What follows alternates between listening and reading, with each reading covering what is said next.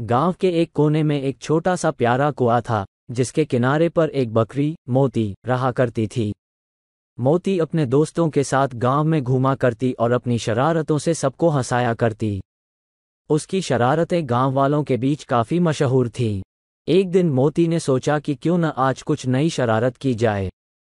वो गांव के मुख्य चौक पर पहुंची और देखा कि वहां एक बड़ी सी मेले की तैयारी चल रही है।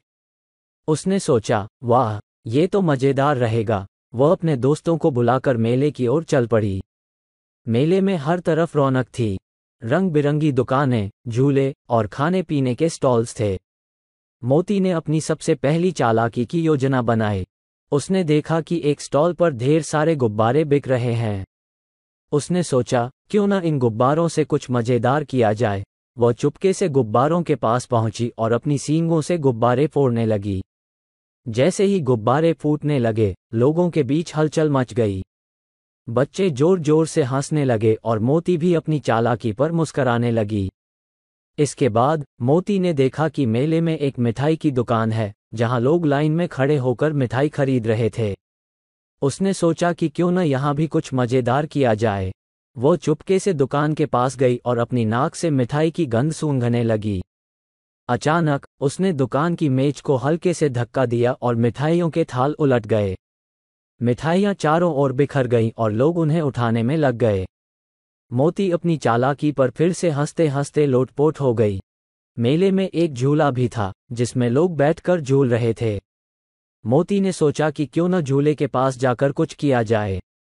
वह झूले के पास पहुंची और अपनी नटखट सींगों से झूले को जोर से धक्का दिया। झूला तेजी से घूमने लगा और लोग जोर जोर से चीखने लगे।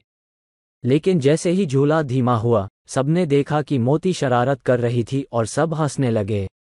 लेकिन मेले में मोती की शरारतों से तंग आकर गांव वाले ने सोचा कि अब उसे एक अच्छा सबक सिखाना चाहिए।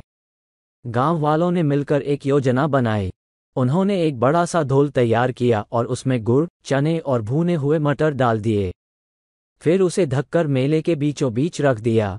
मोती ने देखा तो उसकी आंखें चमक उठी। उसने सोचा, वाह, ये तो मजेदार रहेगा। वह तेजी से ढोल के पास पहुंची और उसे खोलने की कोशिश करने लगी। जैसे ही उसने ढोल खोला, उसके अंदर से ढेर सारे चने, मटर और गुड़ बाहर गिर गए और मोती उन पर फिसल गई। गांव वाले हंसते हुए उसके पास आए और बोले, अब समझ में आया मोती, शरारतें भी कभी कभी उल्टी पड़ जाती हैं। मोती ने भी अपनी गलती समझी और हंसते हुए बोली, आप लोगों ने मुझे अच्छा सबक सिखाया। अब मैं अपनी शरारतें थोड़ी कम करूंगी और कुछ अच्छा करने की कोशिश करूंगी। गांव वालों ने उसे माफ कर दिया और सब मिलकर हंसते हुए अपने अपने कामों में लग गए। मोती ने भी वादा किया कि अब वह अपनी शरारतों को कम करके गांव और अपने दोस्तों की मदद करेगी।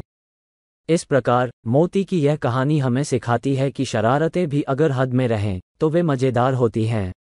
लेकिन जब शरारतें किसी को परेशान करने लगें तो उन्हें बंद कर देना चाहिए।